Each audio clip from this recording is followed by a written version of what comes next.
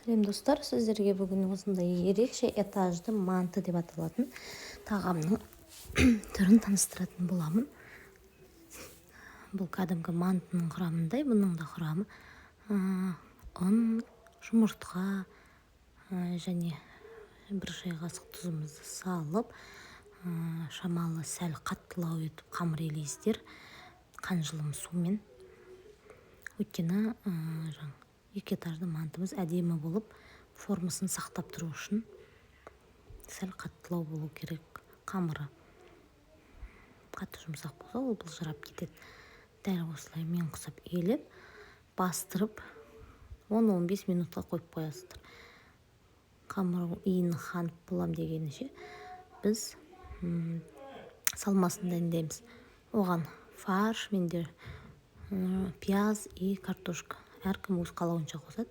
Мен картоп қосқанды ұнатамын. Оның үстіне қара бұрыш, содан соң тұзды қосып, осылай кішкене су құйып, 1-2 қасық су құйып, фаршты осылай біріктіріп аламыз.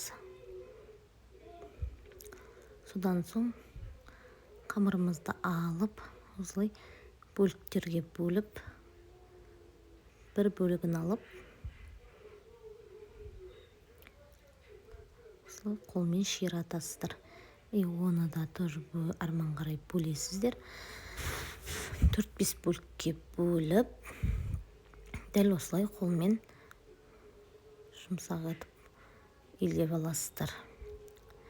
Топ-томалақ қамыр болу керек. Менде енді асығыстау, сәл асығыстау істедім. Кешкі тамаққа осы этажды манты жасаған болатынмын. Көргендеріңіздей, міне 2 зуалы қамыр болады, осындай кішкентай. Біреуін қақпақпен кесесіздер, баклажканың. Менде шамалы ірілеу болды.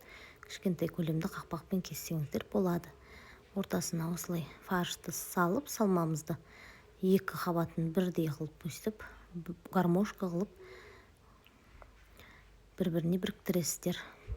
Менің арнама тіркеліп отырыңыздар. Қоңыраушаны басып қойсаңыздар, менің талай қызықты видеоларым сіздерге көрініп тұратын болады YouTube каналға салған. Екінші этажға да осылай салмасын салып, осылай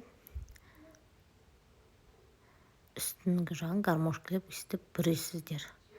Артық қамырды осылай қиып тастасаңыздар болады. Дәл осындай ерекше әдемі мантыны жасап, қонақтарға, сыйлы қонақтарға ұсынсаңыздар, тіпті күнделікті тамаққа өздеріңізге ұсынсаңыздар болады. Өте ерекше манты жасап көруге кеңес беремін.